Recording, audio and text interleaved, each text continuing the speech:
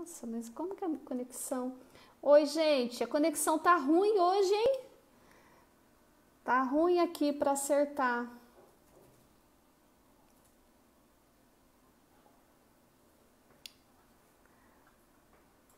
Infelizmente, a conexão tá caindo, né? Infelizmente mesmo, acaba dando uma interrupção aí na nossa conversa. Mas nós vamos continuar aí fazendo o nosso bate-papo, viu? Muito obrigada de vocês estarem aí, aguentem firmes, né? A gente já tem aguentado firme em tanta situação de pandemia, vamos aí também nessa conexão. Vou só esperar o convidado entrar. Sim, dará certo. Doutora Carolina, que é dentista, boa noite, doutora. A Luciana, a Cimeia, muito obrigada pela participação. O Felipe, obrigada. Seu Romeu, tenham paciência porque a conexão está caindo, a gente não sabe por quê. Voltou o doutor Fábio, já estou aqui, vou convidar aqui o doutor Fábio, nosso convidado, só um minutinho. Vamos lá, doutor Fábio, cadê você?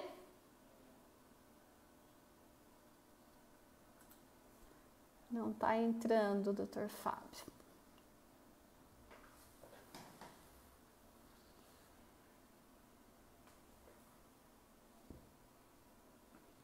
Vamos ver.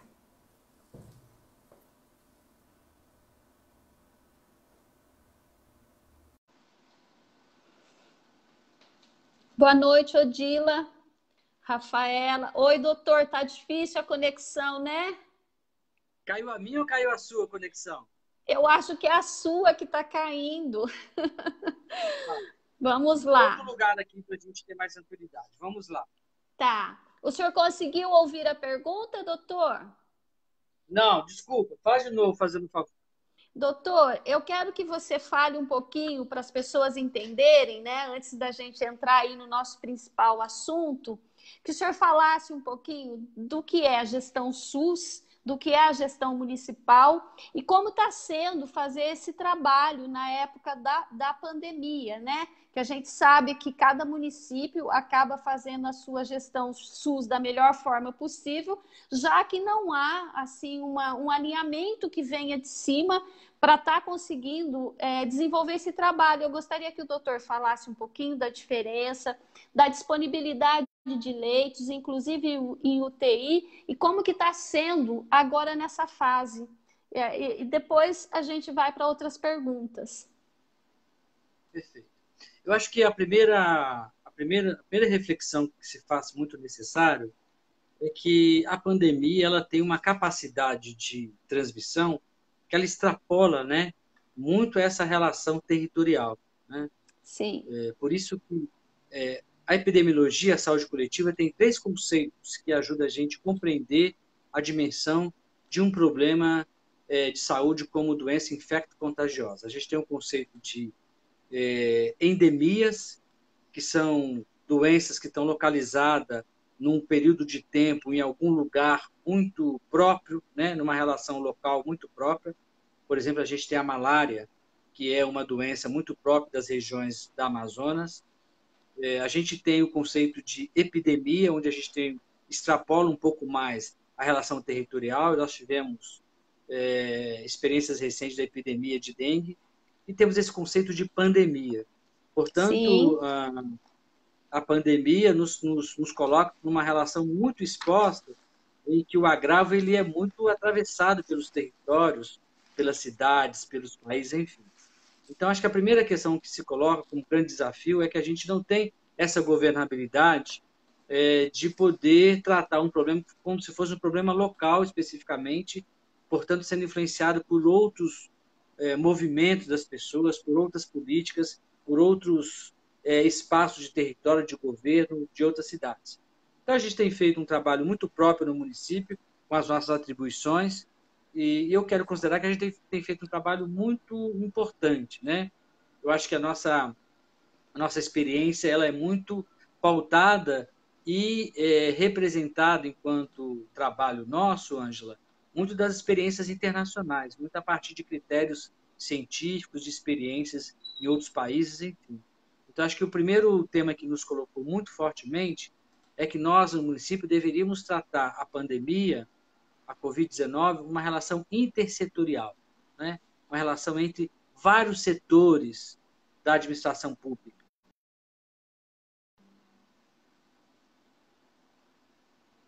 Doutor, sumiu você de novo. Opa, estou vamos aqui. lá, voltou.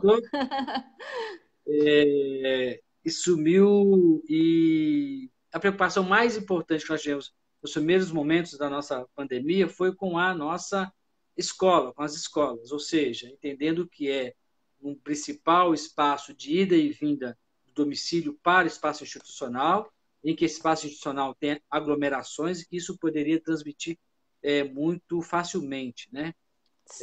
Lembrar muito bem, Ângela, lembrar muito bem que nós fomos o primeiro município que tivemos 2 casos suspeitos na região, no final de janeiro. Portanto, a gente conseguiu fazer uma organização no serviço de saúde, nas intervenções da escola, com os decretos, enfim, e organizando toda uma relação principal na saúde, que era separar atendimentos com sintomas respiratórios das outras pessoas. Então, a gente pôde, de maneira precoce, rapidamente pensar as principais intervenções. E por aí a gente foi construindo um conjunto de ações de decretos, de estado de emergência, de calamidade pública, pensando a principal intervenção para evitar aglomerações, debatendo a questão do isolamento social, enfim. Eu acho que Paulínia trouxe o seu sistema de saúde, a sua relação própria, respostas muito importantes naquele momento. Sim, e doutor, eu vi, né, que o doutor fez uma live, foi no mês de abril, e nessa live o doutor deixou lá dito que gostaria, né, que o número de teste fosse alto e que conseguisse realizar os testes em 50% da população. Nós temos caminhado para a saúde, para a realização desses testes. Eu ouvi até o seu comentário a respeito da dificuldade, né? E assim como outros municípios que acabaram aí recebendo uma parte do teste vinda da Secretaria de Estado, como que foi essa relação aqui no nosso município e como que tem avançado isso?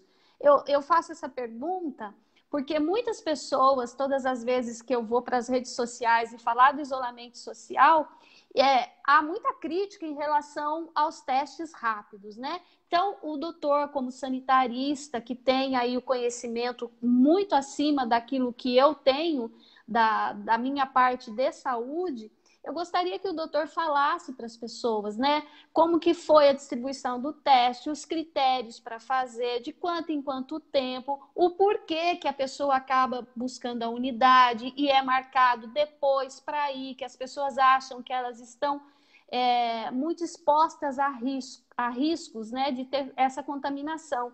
E eu gostaria que o doutor falasse um pouquinho disso também. Muito legal. Eu vou apresentar, Ângela, para você um olhar que é a nossa estratégia geral até chegar no teste, tá? Para a gente poder ajudar na reflexão que eu acho que vai ser bem legal, né? Então, a gente pensou que nós deveríamos atuar em algumas frentes. A primeira frente era garantir para o trabalhador da saúde um conjunto de EPIs que pudesse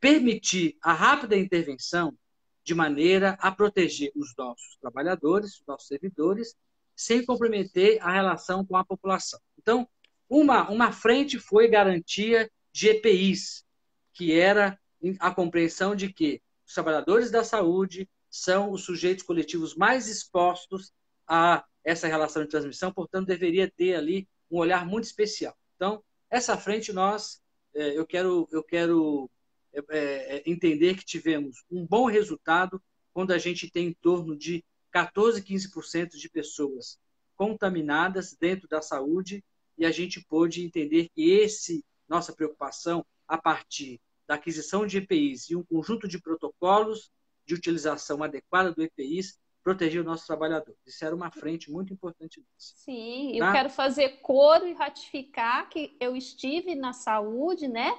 como todo mundo sabe, realmente os EPIs foram assim as primeiras precauções, as primeiras tomadas, as primeiras providências que chegaram até os trabalhadores, né? Inclusive a mim.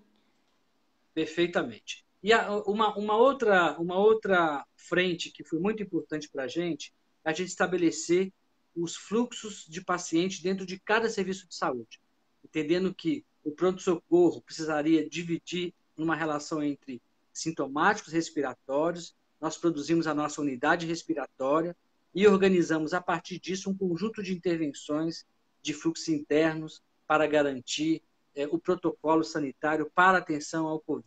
Portanto, a nossa UTI e a nossa unidade respiratória se comportar de uma maneira a garantir para os nossos munícipes a segurança do paciente para a não contaminação.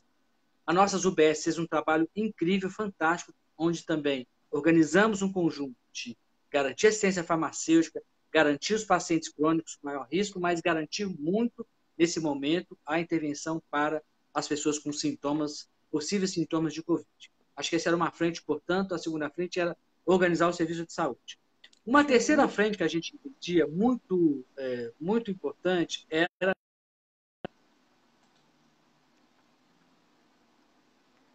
a evolução, monitorar a distribuição da transmissão da doença no nosso município. E a gente entende, a partir de muitos estudos, que o teste rápido associado com o PCR deveria ser para a gente uma grande ferramenta em que eu poderia entender, né, com pessoas com sintomas evidentes e outras pessoas com contatos, que a gente pudesse dar a dimensão se a população está com padrão imunológico de circulação do vírus, coronavírus, no nosso município.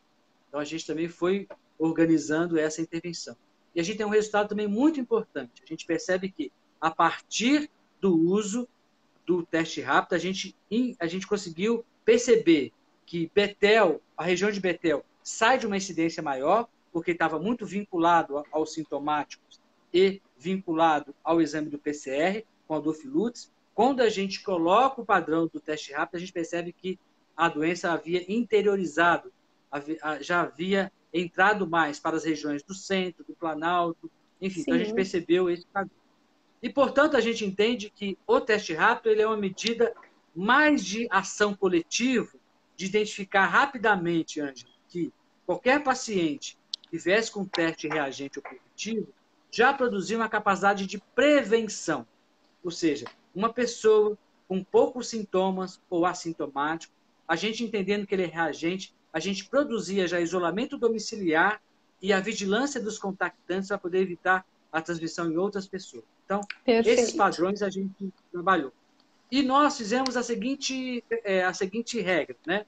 A gente entendia que o teste rápido, a gente fez aquisição de 20 mil testes rápidos, pensando em torno de 20% da população, e mais um conjunto de ações de PCR para a gente poder fazer nos pacientes mais graves. E a gente queria estender isso para garantir, portanto, com PCR e teste rápido, tentar garantir a testagem de 50% da população. Nós estamos fazendo o planejamento ele é muito dinâmico, né? A gente está fazendo várias intervenções, estamos pautando com o governo, com o gabinete, com o prefeito do Caselato, a aquisição da nossa máquina do PCR no laboratório e credenciá-lo. Não é um caminho burocrático fácil, um caminho burocrático difícil, enfim. Mas estamos caminhando com esse planejamento e a gente tem convicção de que a gente vai conseguir fazer isso nos próximos dias. Tá. Doutor, tá me ouvindo bem, né? Estou ouvindo bem. Tá. Vou aproveitar também, doutor, para... assim, uma grande dúvida que as pessoas têm. A gente está tomando aí, né, toda essa precaução, a saúde trabalhando, a gente tem visto o trabalho, os profissionais, que a gente já deixa aqui os parabéns a todos os profissionais da saúde, né, uma equipe multiprofissional, que se não fosse o desempenho deles, seria muito difícil para todo mundo. E, como disse, eu já ia fazer essa pergunta, até eu estou vendo aí que a Solange colocou essa pergunta. Com tudo isso, nos últimos 15 dias, a gente tem visto que o número de casos tem aumentado consideravelmente, né? Principalmente os casos de suspeitos, que está bem alto e a gente tem um medo disso evoluir e acabar dando um colapso na saúde, congestionando a saúde. O doutor atribui a isso a uma falta de conscientização coletiva, né, das pessoas, atribui a isso que a gente já sabe que o poder econômico, né, a forma econômica está prejudicada, as pessoas precisam trabalhar, precisam ir para a rua, e que o cuidado tem que continuar. Ou isso é realmente um pico que a gente não poderia evitar, e mesmo isolamento social, se não fosse esse isolamento, é importante que a população saiba, o número seria muito maior. Ao que a gente pode atribuir esse aumento aí considerável, já que nós encerramos os 15 dias, acho que agora, da primeira flexibilização do comércio? Acho que essa é uma pergunta muito importante, Ângela. Eu compreendi que a gente vinha, o Estado de São Paulo vinha numa dinâmica muito importante, que era manter serviços essenciais com a capacidade de sustentar o isolamento social, né? A Uhum. nossa quarentena. A gente percebeu quando a gente mantinha acima de 50% o isolamento social, e o ideal era a meta de 70%, a gente percebeu que São Paulo conseguiu segurar bastante essa onda, essa incidência de casos, né? Eu acho que, tecnicamente, eu acho que houve uma precipitação do Estado de São Paulo, e aí todos os municípios foram influenciados por isso no primeiro momento, que é a abertura do comércio, né? Eu acho que tem essa tensão entre salvar vidas e garantir atividades produtivas econômicas, garantir o ganha-pão das pessoas, é uma questão muito difícil para nós, né? Muito tenso, difícil reconhecer que não existe uma polaridade, existe uma complementariedade. Então, é um agravo que nos coloca numa decisão de Sofia muito importante, ou aquilo ou isso, né? Eu Sim. acho que nós estamos o tempo inteiro preconizando que a saúde a vida das pessoas é o mais importante nesse momento. Então, eu não tenho dúvida que, né, um conjunto de medidas de flexibilização em todo o estado de São Paulo contribuiu para poder aumentar essa incidência, essa onda. Os casos agora estão mais Sim. prevalentes, nós estamos aumentando os casos, aumentando consequentemente a procura por hospitais, aumentando consequentemente a necessidade de uso de leitos de enfermaria e principalmente UTI. Então, eu não tenho dúvida que flexibilizar aumenta essa incidência e vai ter uma pressão toda para o nosso sistema de saúde, seja local, seja regional, seja estadual. Sim, e como a gente está fazendo uma live que é para a população e não é todo mundo que entende de saúde, tem outras dúvidas também que os munícipes Perfeito, acabam fazendo, né? Nosso perfeito, sistema de atendimento agora, pandemia, a gente tem perfeito, uma UR, né? A gente tem uma ER e a gente tem uma UTI.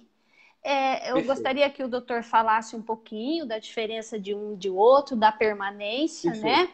E os nossos números de UTI, a todo mundo, a prefeitura já deu publicidade, o prefeito deu publicidade que nós conseguimos mais doações de respiradores que chegaram do estado e que está funcionando. Então, isso para tranquilizar, entre aspas, né, doutor? Porque a gente sabe que se 1% da população se contaminar de uma vez, mesmo assim a gente não consegue atender a demanda. Então, gostaria que o doutor falasse para as pessoas, para elas entenderem. E dentro desse contexto, já falasse da cloroquina, como que é feito o tratamento, porque há muita fake news em cima, né? Infelizmente, elas ficam com dúvida, acaba causando uma confusão e todo mundo querendo tratar de um jeito, e não é assim, tudo existe um protocolo. perfeito, perfeito. Eu acho que a população ela aderiu muito no primeiro momento às nossas solicitações, né? Do Sim, isolamento social, de não procurar o serviço de saúde com sintomas leves, de permanecer em casa. Eu acredito muito na população, acredito muito. Assim, acho que ela tem uma capacidade de compreender, tem uma capacidade de colaborar nos cuidados em saúde. Eu valorizo muito, né? Então, acho que no primeiro momento a população estava muito, muito consciente disso. De fato, esse dilema entre trabalhar, ficar em casa, dar conta da vida e permanecer no isolamento social é uma dificuldade. Enfim. Então, acho que esse momento a população precisa reavaliar novamente a postura. Vou chamar isso de consciência sanitária, sabe, Angela? É Sim, muito importante, né? Essas sim, atitudes de chegar em casa, isolar a roupa, deixar no local, tomar banho adequadamente, e higienização das mãos, uso de máscara, cuidado no transporte coletivo, cuidado em qualquer espaço que possa ter aglomeração, evitar sair de casa, evitar passeios desnecessários. Acho que agora a gente tem que mobilizar muita atitude, muita consciência sanitária, para a gente poder, nessas atitudes, também ajudar a melhorar essa transmissão. Evidentemente que esse afrouxamento todo, né, incluindo a flexibilização no Estado de São Paulo como um todo, a gente pode ter uma maior busca, vai ter uma maior busca pelo sistema de saúde. sim, E, de fato, a gente fez a nossa própria organização, como você comentou muito bem, Ângela, que nós dividimos o hospital para poder dar conta dessa nova modalidade, dessa nova necessidade de atenção, que é poder pensar uma intervenção dos profissionais de saúde que vão lidar especificamente com modos seguros de atendimento e de cuidado às pessoas, que vai evitar a transmissão para o profissional e para o usuário, paciente e familiares. A primeira unidade, que chama unidade respiratória, ou seja, todo conjunto de pessoas que apresentam sintomas de síndrome gripal, que é uhum, tosse, coriza com febre e outros sintomas respiratórios, tosse, falta de ar, chiado, vai ser atendido especificamente nesse lugar chamado unidade respiratória, que é a UR. Ou seja, sim, pessoas e profissionais estarão protegidos com uso de máscara, com uso de EPIs, uso de aventais, luvas, enfim, para poder ali ser o local de máxima segurança do paciente para o profissional. Então, nós vamos à UR para poder atender o atendimento de urgência e emergência para esses casos, para não misturar com a população geral e com outros problemas de saúde geral. Então, esse lugar vão ter, portanto, como você disse, equipe multiprofissional, vão ter leitos de isolamento e vão ter um conjunto de enfermaria de rápida intervenção para poder garantir o bom estado geral, até que precise de outra complexidade de atendimento dentro do hospital. Então, a primeira modalidade é unidade respiratória. Nós montamos, né, também a nossa enfermaria respiratória, que é um sim, cuidado mais permanente, que é um conjunto de intervenções também muito importantes de monitoramento, de garantir que o paciente possa ser cuidado até que se passe do momento de caso suspeito para o caso confirmado e garantir as intervenções necessárias, né, que são um conjunto de suporte à vida. E, por outro lado, nós temos a nossa UTI, que é um aprofundamento de um cuidado intensivo, né, unidade de tratamento intensivo, para pessoas que possam ter um agravo pior da parte respiratória, principalmente, e de outros complexos, outros conjuntos da sua saúde. Então, nós montamos lá também essa lógica. Hoje nós temos, né, nós chegamos a ampliar a unidade respiratória de 2 para 6 leitos, estamos trabalhando nessa concepção. A nossa sim, enfermaria respiratória hoje, nós temos 15 leitos na enfermaria respiratória, utilizando com a nossa necessidade, e nós temos 14 leitos de UTI. Como é que nós temos feito com UTI? Nós temos garantido lá todo o equipamento, e à medida da necessidade do uso, a gente vai equipando com o profissional, já todo instrumental e leito disponível para poder a gente garantir intervenção para a UTI. Nós estamos fazendo sim, todos os esforços para poder contratar pessoal, fazendo todo o conjunto de informações possíveis com o gabinete para poder garantir mais pessoal para poder a gente girar nessa intervenção. Nossa, muito bem que nós, para proteger os trabalhadores, servidores, nós liberamos profissionais acima de 60 anos e pessoas que têm patologia importante como risco para o Covid. Então, sim, nesse contexto, de protocolos, né? É bom a gente lembrar que se a gente fizer uma relação, Ângela, do coronavírus como como um problema de saúde de gripe, eu vou ter que ter um conjunto de intervenções, que vai ter que cuidar muito da parte respiratória e vai ter que cuidar muito de outros órgãos do nosso sistema, do nosso corpo. Sim. Então, há preconizado de que alguns medicamentos poderiam ter melhor. Então, a cloroquina foi um debate, né? Um debate importante, com experiências internacionais, onde não foi concluído que a cloroquina, hidróxido de cloroquina e azitromicina têm um efeito importante, desejável e comprovável de cura. Ou seja, algumas possibilidades de usar a cloroquina em início do tratamento, ainda assim a gente não tem essa garantia. Portanto, Sim. trabalhar uma intervenção medicamentosa, onde a gente não tem evidência científica, pode provocar muitos danos aos pacientes. Então, a gente evita, né? A gente usou todo o protocolo, alguma forma de termo de consentimento para a família, em optando usar, explicando com os médicos, deixando essa decisão para a equipe de saúde, mas ainda assim a gente ofertou isso. Então, o Ministério não preconiza hoje um uso ampliado de cloroquina para a gente aplicar nos nossos pacientes. Isso é uma questão importante.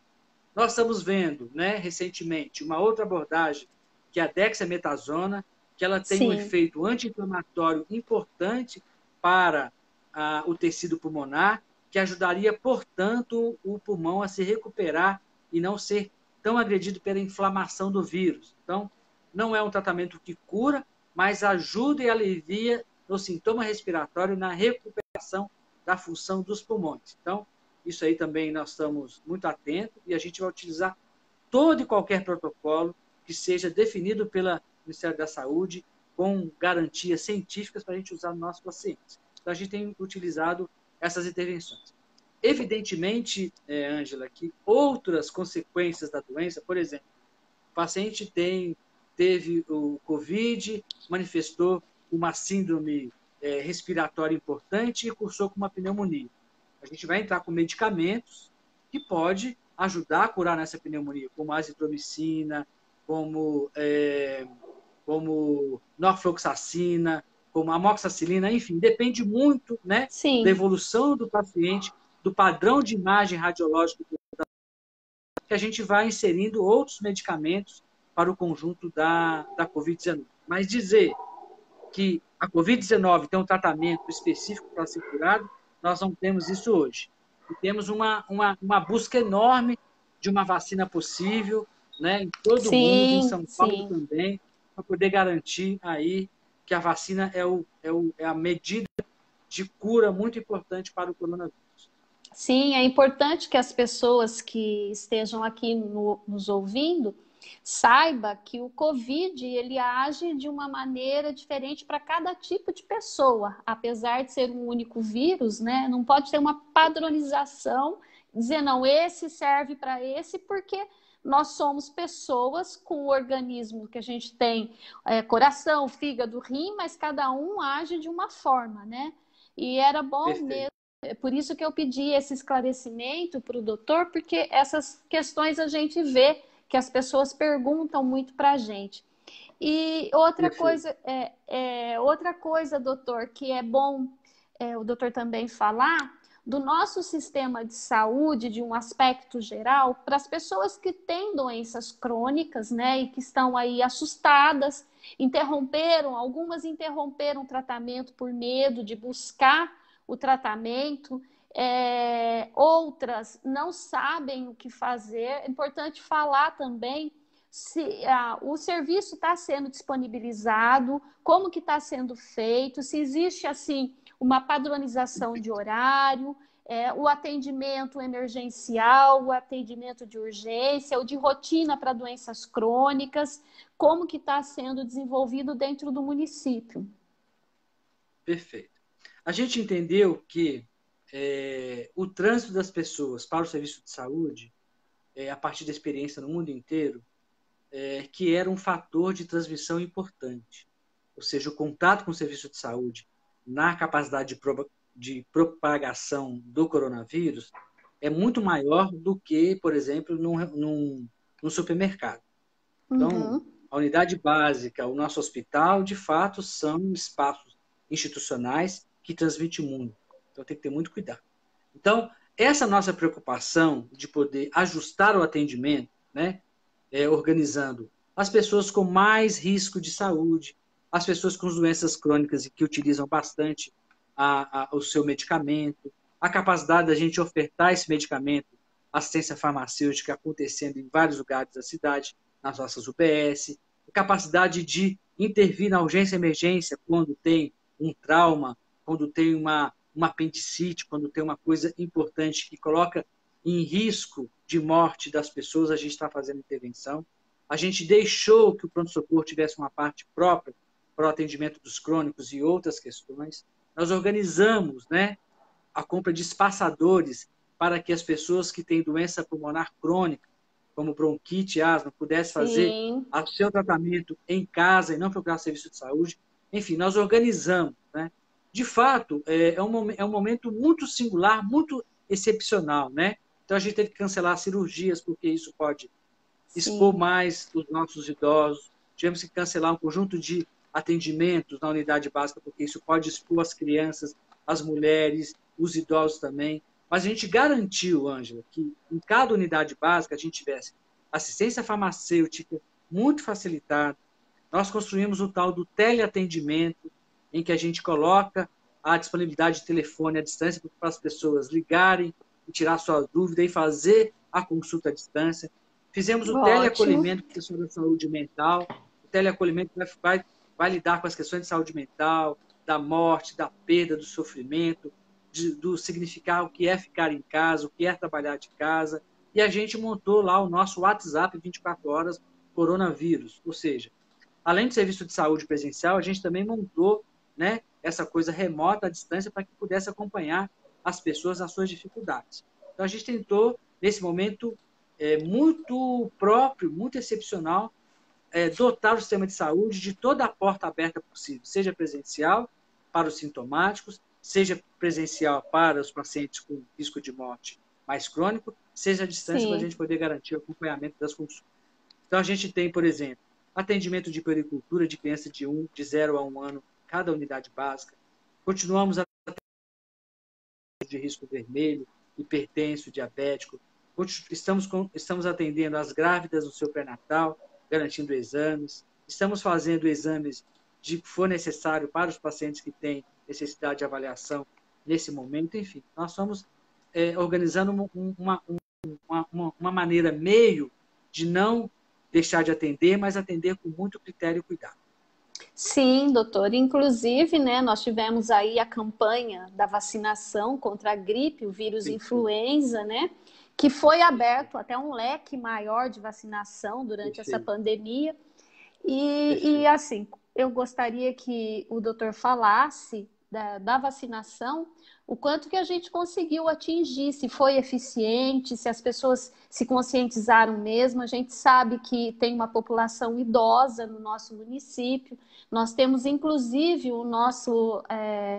uma pergunta que alguém fez há um tempo atrás foi sobre o centro de geriatria, né? Porque a gente tem também os nossos pacientes idosos lá, fora a população Perfeito, idosa, de um aspecto geral. perfeito, Como que está sendo este tipo de acolhimento? Mesmo porque a gente sabe que quem tem um idoso em casa e precisa sair para trabalhar, ele vai voltar para casa. Então, vamos perfeito, continuar batendo, né, doutor? Que a higienização perfeito, é muito importante, né? perfeito. Então, como que foi a vacinação aí contra a influenza? As pessoas se conscientizaram, as crianças conseguiram ser vacinadas, atingiu o objetivo esperado? Nós fizemos um momento muito especial, né?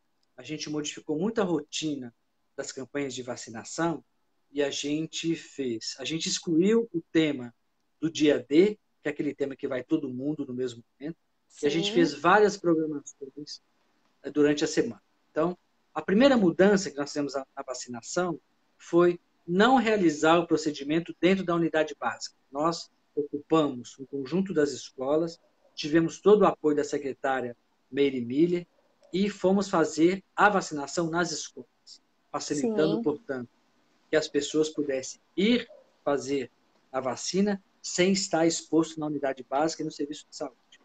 A segunda questão que foi muito inovadora para nós, foi muito importante, foi o drive-thru.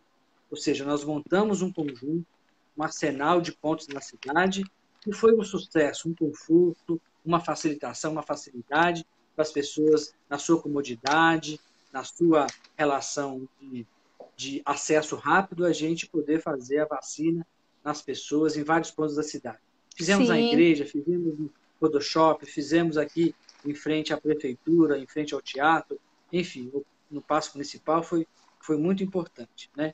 Então, nós priorizamos muito o atendimento de idosos, o atendimento de Sim, trabalhadores da saúde, atendimento aos pacientes com as doenças crônicas. E todos esses números a gente conseguiu atingir uma boa meta. A meta preconizada é acima de 95%. Né? Então, a gente atingiu em torno de 122%, se eu não estiver enganado agora, excelente. para os idosos, enfim. Nós estamos ainda Uhum, fazendo um conjunto de intervenções para as grávidas e crianças, entendendo que eles continuam no atendimento de rotina da unidade, e estamos convocando na rotina de atendimento, na consulta marcada para as gestantes e uhum. crianças, para poder fazer no centro de saúde até o dia 30. Então, a gente está com um resultado muito importante para nós, tivemos uma organização muito feliz e tivemos uma colaboração da população também de maneira muito consciente de estar junto conosco. Sim.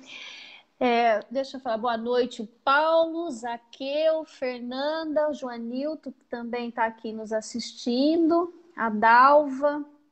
Inclusive, aqui nós temos o Paulo Bianco. Eu vou aproveitar a oportunidade. Paulo Bianco é um professor de engenharia, munícipe, Uhum. e ele tem feito constantemente gráficos, né, mostrando a ascensão e fazendo uma projeção futura do Perfeito. número que a gente está atingindo aí de contaminados. Mas como a gente já falou isso, reforçando até a questão do isolamento social, que é importante, a preocupação dele, que ele insistentemente tem tido nesse meio, é que lá na frente a gente ainda vá ter um número de contaminados muito maior do que o município possa abrigar. Mas assistindo também a uma live que o doutor fez, eu vi que houve uma contratação de mais 10 leitos emergenciais em hospitais particulares, né? Se a gente está tendo essa retaguarda, aproveitando esse ensejo, já vou inserir a pergunta da Solange, que deixou aí, quais são esses critérios para transferência, porque muita gente vê que dá entrada no hospital e de repente está numa vaga e tem que ser transferido, o porquê da transferência, quais são os critérios de transferência para estar realizando. E aproveitando tudo isso daí, eu vou deixar o doutor fortalecer mais um pouquinho sobre isolamento social, né? As pessoas precisam saber a Perfeito. diferença de isolamento social. Então, eu faço muita questão de toda live a gente estar reforçando isso e dizer o quanto Perfeito. seria pior se não existisse o isolamento, né? Apesar do doutor já ter tocado nesse assunto, mas é bom a gente estar sempre fortalecendo. E a Uhum. Cimeia, já vou embalar aí também na pergunta, ela quer saber se nos dados fornecidos pela Secretaria de Saúde do município estão contabilizados os casos de hospitais particulares da cidade, né? Na verdade, nós só temos aqui, acho que o Samaritano de atendimento. E a gente sabe também que foi aberto teste em alguns laboratórios que a gente tem aqui na cidade, e se esses laboratórios, quando as pessoas procuram por conta própria, se está sendo contabilizado também no nosso boletim diário. Aproveitando aí, doutor, vai assimilando, que eu sei que o senhor é fera nisso, consegue. O problema do Perfeito. gap da Secretaria do Estado, né, nos informativos, para as pessoas saberem o que terem ciência disso. Aliado a isso, as nossas subnotificações. E aí eu deixo o doutor à vontade para estar falando e coordenando da melhor forma que achar. Tá bom. Eu acho que você tocou em temas muito importantes, né? Eu não tenho dúvida que a gente pode ter uma tendência da curva e da incidência da doença muito dependente do isolamento social. Então, Sim. quanto mais precisa ou deixa de ter atenção e consciência sanitária sobre isso, seja do ponto de vista de abrir o comércio, seja do ponto de vista de organizar a intervenção para a relação de consciência sanitária. Então, eu queria falar isso para o Bianco. Assim, a gente tem uma dependência muito forte da tendência do crescimento, muito vinculado ao tema do isolamento social. Então, isso é muito importante, né? Então, se nós não prestar atenção nisso, a gente vai ter, de fato, e a gente abrir tudo, a gente vai ter um colapso de qualquer sistema mundial. Qualquer Sim. sistema do mundo não dá conta, né, de ter uma intervenção pronta, né, na dimensão necessária, pelo tanto de pessoas que podem ficar acometidas. Então, tem uma coisa dramática aí, que é essa relação, né? Em algum momento, se eu pratico isolamento, eu vou ter pouco número, e aí isso pode traduzir que eu estou muito bem, aí eu começo a flexibilizar, esse número aumenta, enfim. Sim. Então, é uma falsa, né, compreensão de que se eu não tenho agora um número alto, eu posso abrir. Quando eu abro, eu vou ter essa... Então, esse é um tema que a gente tem trabalhado muito politicamente dentro do governo. Nós temos utilizado... O SUS você bem sabe, né, Ângela? As pessoas sabem, o SUS é um sistema de saúde, né? Sim, sim. Eu não consigo ter na nossa cidade toda a resolutividade para as necessidades de doença do município. Então, em algum momento, a gente tem que fazer essa conversa, que é um paciente com risco de gravidade, um paciente que está já com gravidade instalada, já com uma repercussão orgânica importante, como uma insuficiência renal, como uma insuficiência cardíaca. A gente vai ter que buscar serviços de referência para poder garantir um atendimento melhor para essa pessoa. Sim. Então, toda a decisão de transferência para outros espaços é porque a gente entendeu, a equipe médica entendeu, a equipe de saúde entendeu que aquele caso é grave.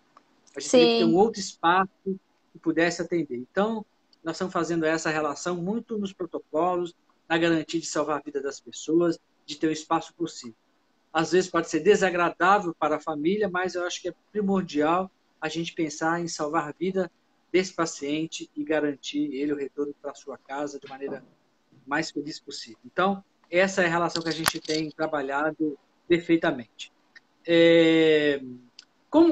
Como acontece, né, a questão da notificação e a comprovação do caso, né? Então, um paciente aqui no município passou na UBS e fez um teste rápido, apresentou IgM positivo, apresentou sintomas, a gente fez o PCR e comprovou PCR positivo.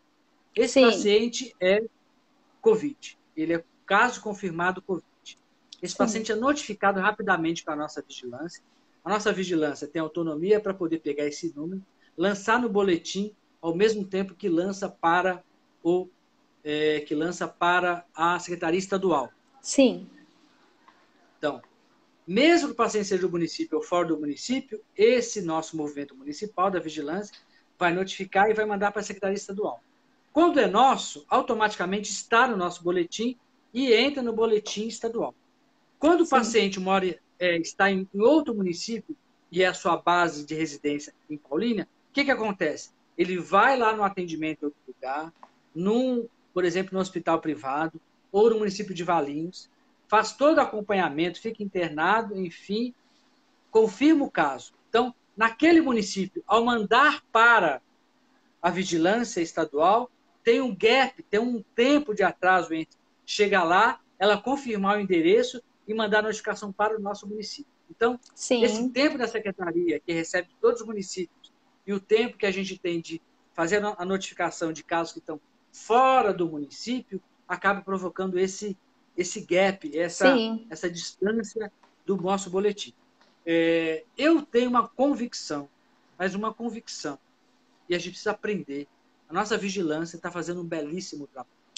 Nós temos boletins diários, boletins que são um registro no hospital, na unidade básica, super afinado o tempo inteiro, e comprova com registros que aqueles casos são totalmente fidedignos.